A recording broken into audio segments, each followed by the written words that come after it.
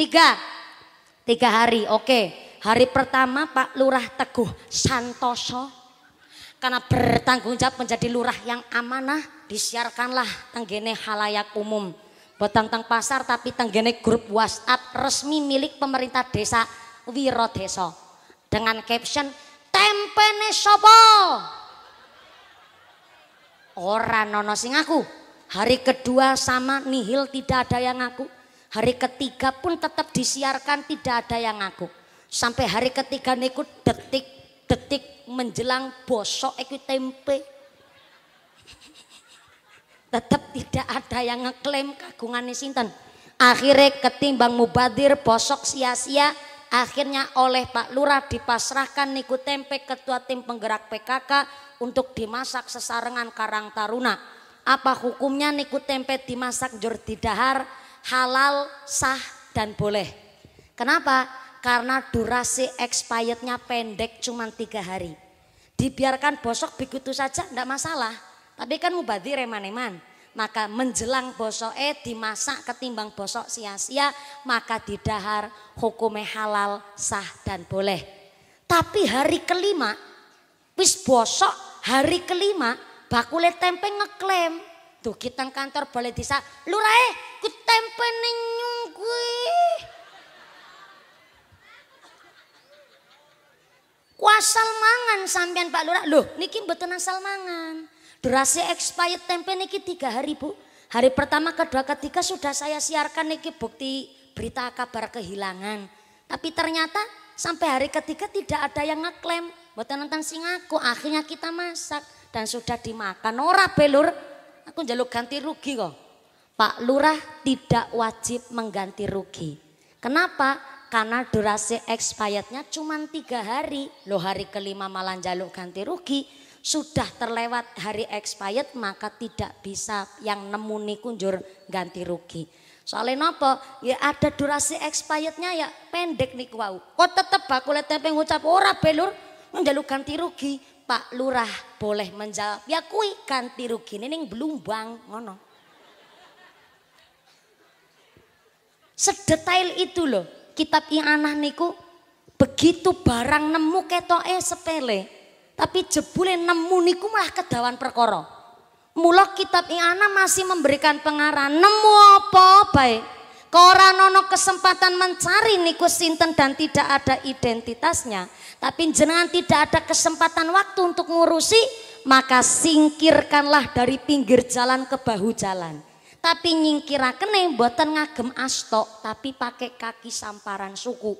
Kenapa ken kali samparan? Soalnya nek mindahe karo tangan, tengah akhirat malah disuni pertanggungjawaban. Padahal orang ngerti isine apa. Tapi indera perasane tangan kan kuat. Mindahe karo tangan mesti karo mikir, ki dompet kok antep nemen ya. Maka tetap teng akhirat akan dimintai pertanggungjawaban. Mula cari kitab I'anah, antuke mindah ketika jenengan nemu sesuatu tapi tidak ada waktu ngurusi, maka singkirkanlah pakai kaki suku samparan. Niki kitab I'anah. Dan ternyata di 79 tahun Indonesia merdeka, kita masih belum bisa jadi negara maju. Masih jadi negara berkembang karena ternyata maaf kejujuran di Indonesia masih sangat-sangat tipis. Tapi negara Taiwan, negara sekutil, kok iso jadi negara maju? Karena ada yang ditakuti. Rata-rata negara maju karena ada yang ditakuti oleh warga dan pejabatnya.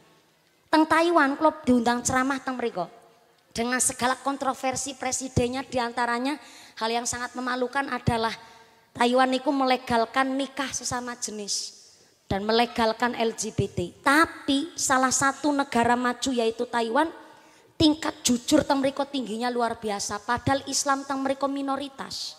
Tapi ternyata dompet tiba tenggene mergi seminggu ning kono ya ning kono mawon. Tidak mungkin bergeser apa malah berkurang isinya. Karena teng Taiwan ketika nemu sesuatu dalam jangka waktu tertentu kok tidak langsung dilaporkan ke pihak berwajib, maka yang nemu disebut yang nyolong. Contoh, tiba jam 8 isuk ketemu ning wong kok ternyata jam 09. Dari jam 09 nembe dilaporkan jam 5 sore. Berarti yang nemu disebut yang nyolong. kok sampai durasi lebih dari 5 jam nun sewu tidak langsung dilaporkan ke pihak berwajib, berarti yang nemu ada indikatif untuk menguasai niku dompet temuane.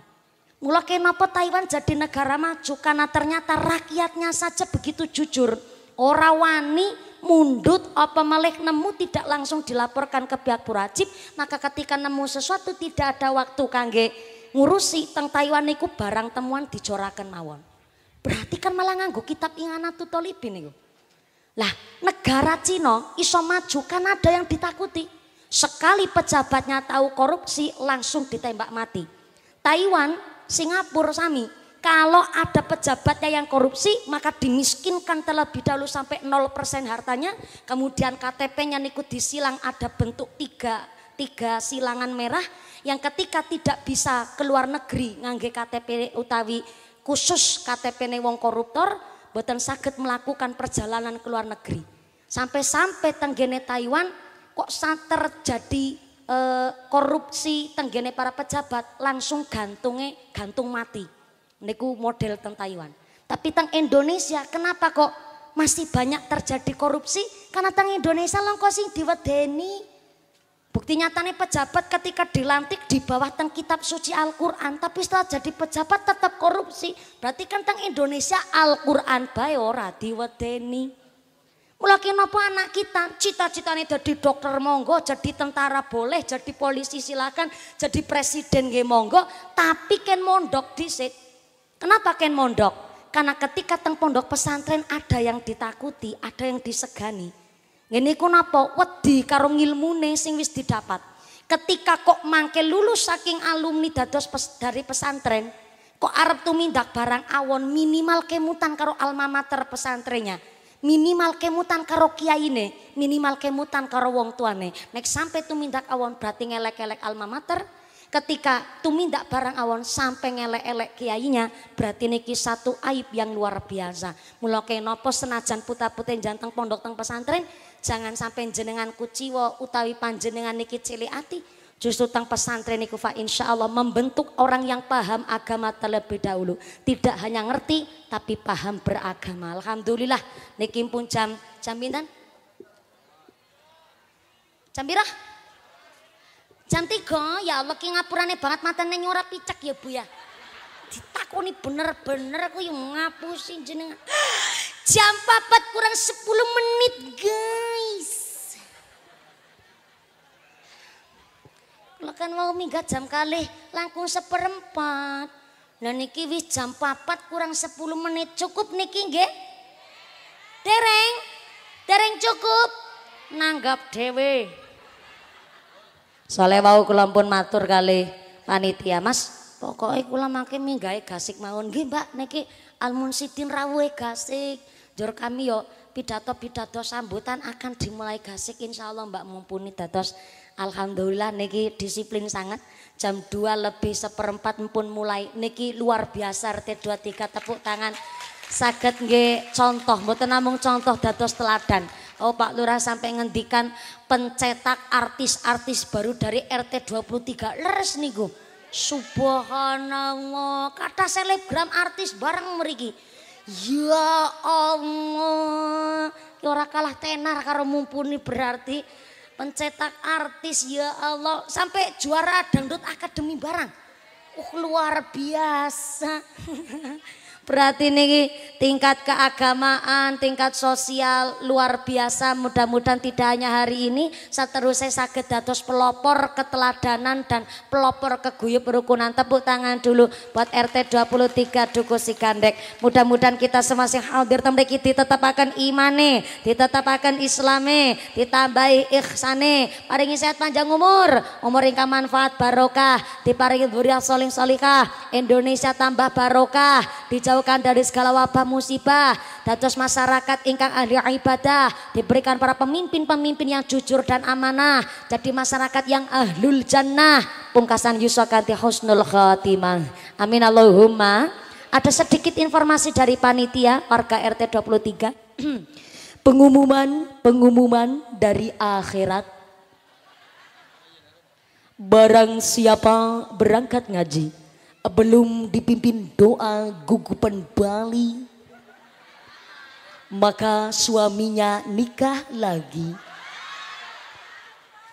Sing wis padha nilepi kloso ngucap, "Lah ora apa-apa bali dhisik aku rondo ngono jare." Amun kondur rumiyin, awi samangke doa badhe dipun imami kalian Rama Kyai. Kula mboten nonton mimpin doa amargi dalam tesi sak derma santri.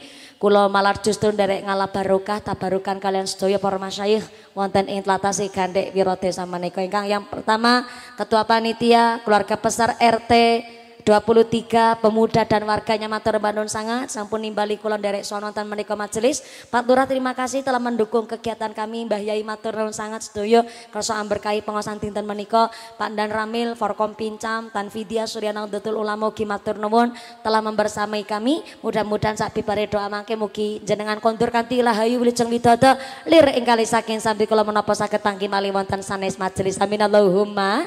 Saya kembalikan kepada Muqasimul Auqat sedaya lapat nyaki papunten usiku nafsi bitaqwallah. Wassalamualaikum warahmatullahi wabarakatuh. Sallu ala Nabi Muhammad. Allahumma salli ala Muhammad. Taqabbalallahu minkum.